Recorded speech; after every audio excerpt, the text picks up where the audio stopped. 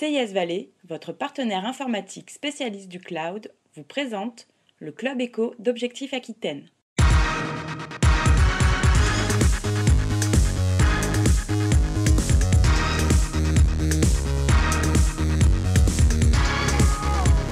Bonjour et bienvenue à ce nouveau numéro du Club Éco d'Objectif Aquitaine. Alors, aujourd'hui, nous recevons Alain Boudou, qui est le président de l'Université de Bordeaux. Alain Boudou, bonjour. Bonjour. Alors, dites-moi, l'Université de Bordeaux, on va mettre les pieds dans le plat. C'est quoi l'Université de Bordeaux ? L'Université de Bordeaux, c'est un projet ambitieux qui veut s'appuyer sur une forte cohérence, qui a une histoire, puisqu'en fait, cette idée de regrouper les structures universitaires remonte à 2006-2007.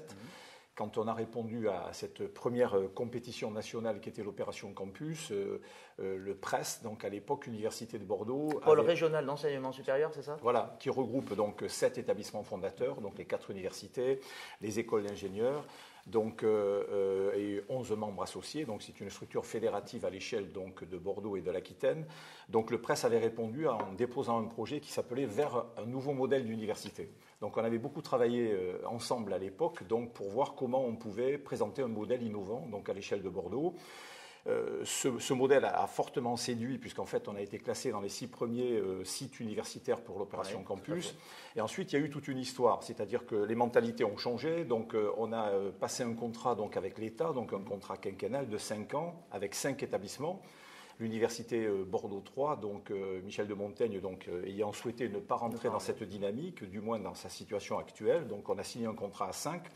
Et puis ce projet de créer une grande université pluridisciplinaire, attractive, visible à l'international, a été pour nous un peu un élément aussi déterminant pour le grand emprunt, donc les investissements d'avenir. Et vous savez que Bordeaux a eu le mérite de sortir dans les 3 premières initiatives d'excellence, avec Strasbourg et Paris Sciences et Lettres. Donc c'est au-delà de l'aspect financier de l'opération, je pense que ça a montré que quand on jouait groupé, quand on avait une ambition, Bordeaux, qui n'est pas parmi les 5 ou 6 plus grandes universités françaises, pouvaient gagner.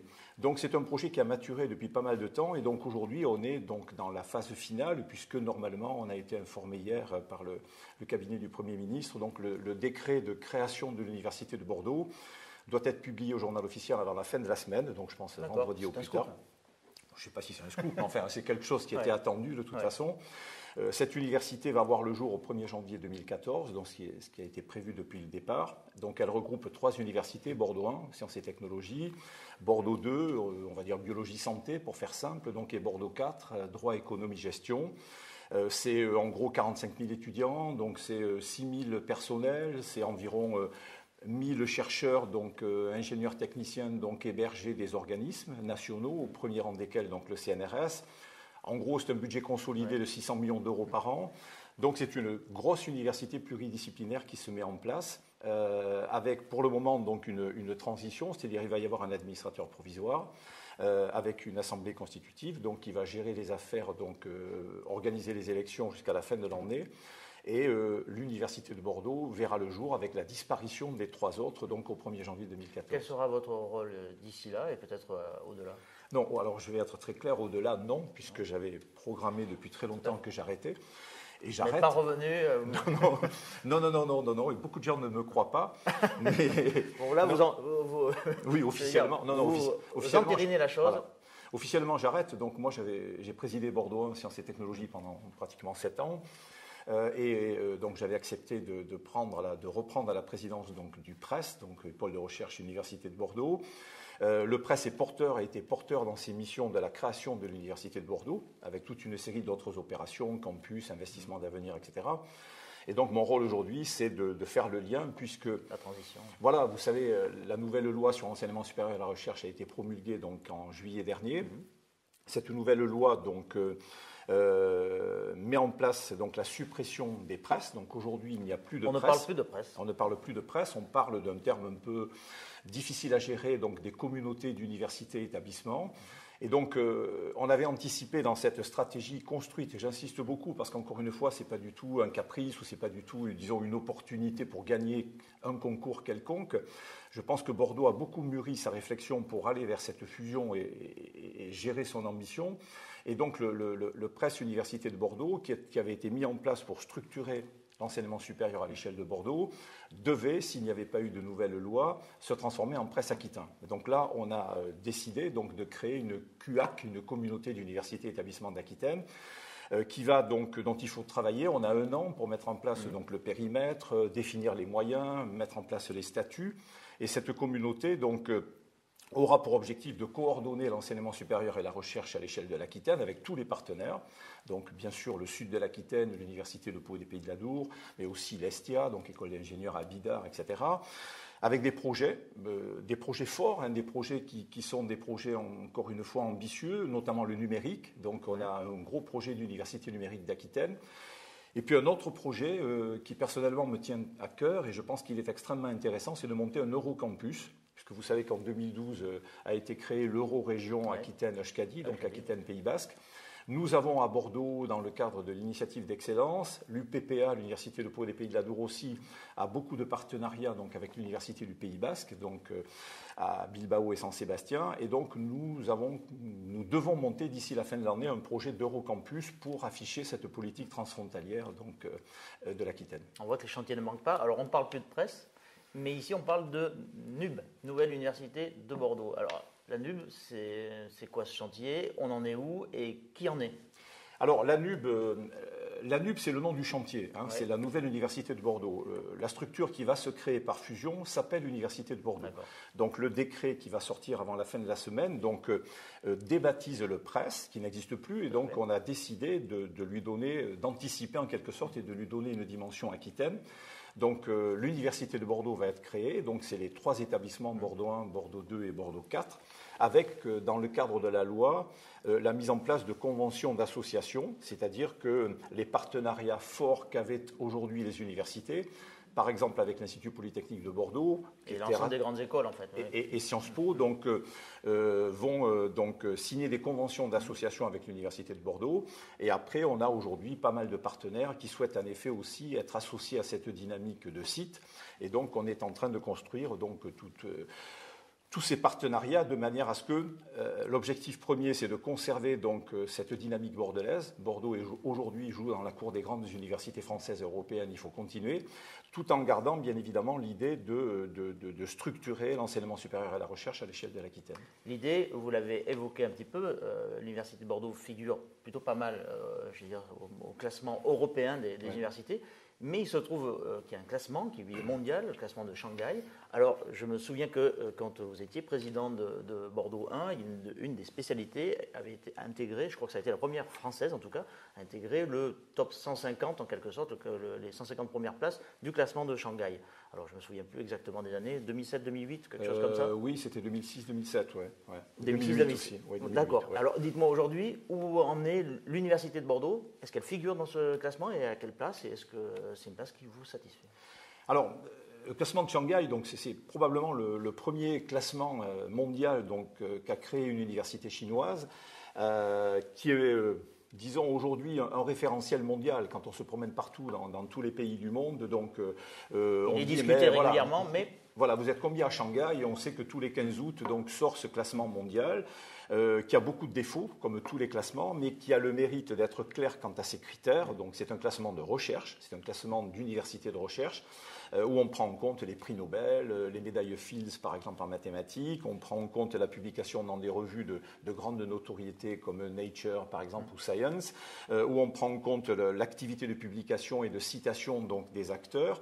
Donc voilà, donc c'est un classement qui est imparfait, tout le monde le sait, mais il a le mérite d'exister. Quand on n'y est pas, on lui trouve tous les défauts, et quand on y est, on considère que finalement il n'est pas si mal.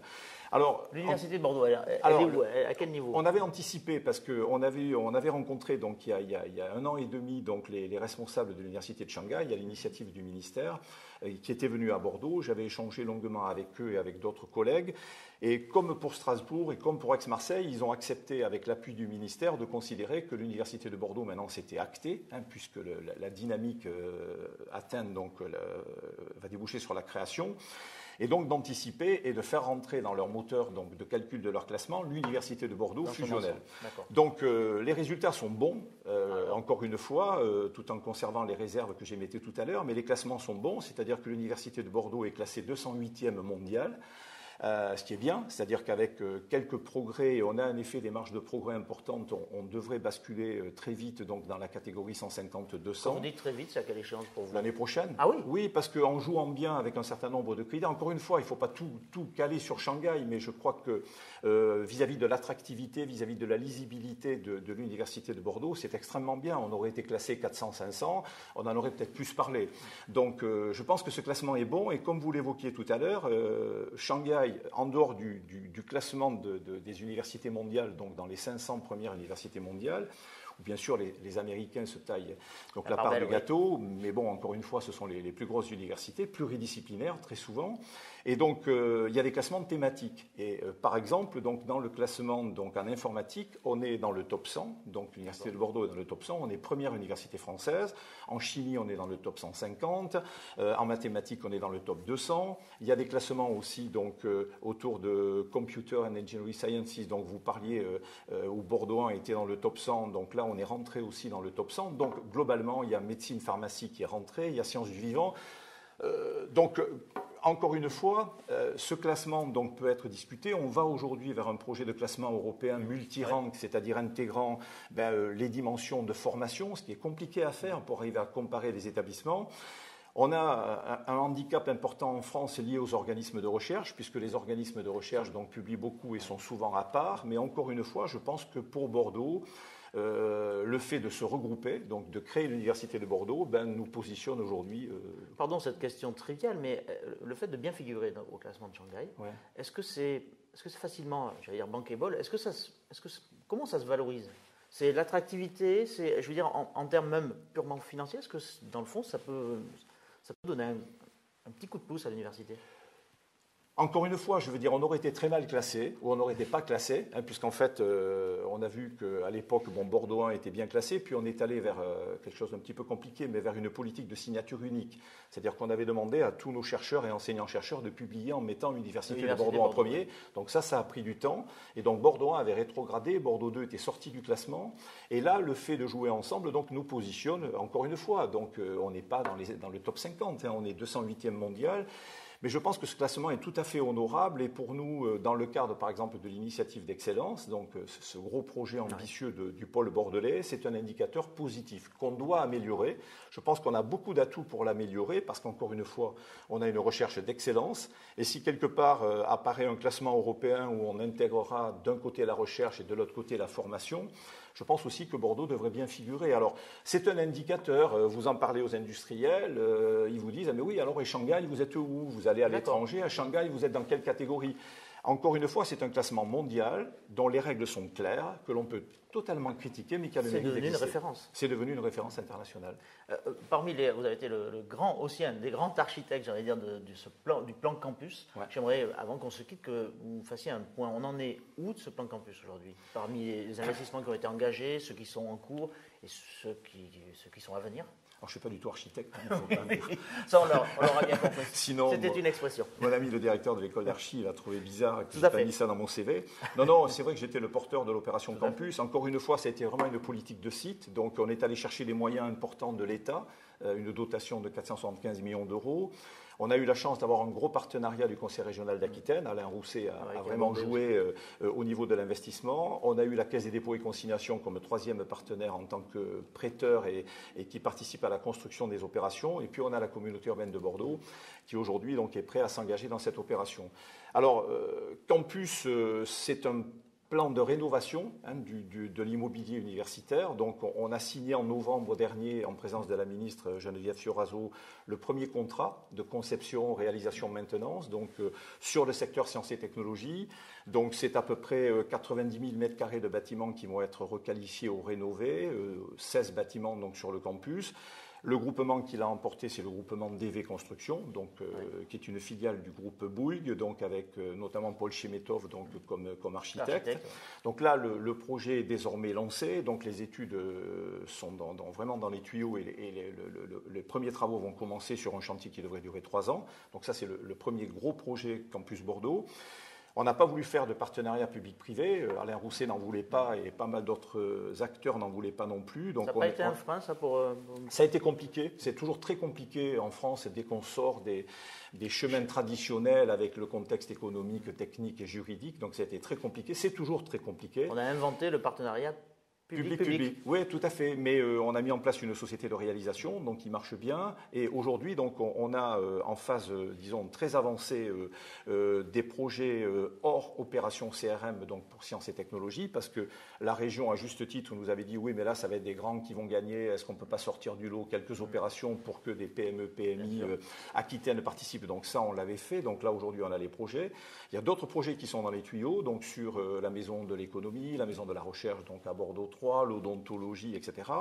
Et puis après, il y a d'autres projets importants sur le secteur de Carrère, donc l'aménagement de bâtiments de recherche et de formation, sur la partie PESAC, donc au niveau de, je parle toujours de Bordeaux 3 et de Bordeaux 4, donc requalification des locaux. C'est une opération qui est très très compliquée. Moi-même et beaucoup de mes collègues y consacrent beaucoup de temps. Mais je pense que c'est important parce qu'encore une fois, c'est la qualité de la vie sur un campus, donc à la fois pour le côté recherche, formation, mais aussi culture, sport, etc. C'est une image et une attractivité. Et vous avez dû constater que Bordeaux aujourd'hui fait de gros efforts et l'Aquitaine sur le logement étudiant. Et donc si on veut une grande université, qui est, je le dis souvent, un des leviers majeur ou important du développement économique d'un territoire, je pense qu'une grande université, pour qu'elle soit attractive, pour qu'elle soit lisible, se doit de jouer justement notamment sur son immobilier et sur son attractivité. Alain Baudou, ce sera le mot de la fin. Je vous remercie d'avoir participé à ce Club Éco. Et quant à vous, je vous donne rendez-vous pour la prochaine édition de ce Club Éco. À bientôt. Le Club Éco d'Objectif Aquitaine vous a été présenté par CIS Valais, votre partenaire informatique spécialiste du cloud.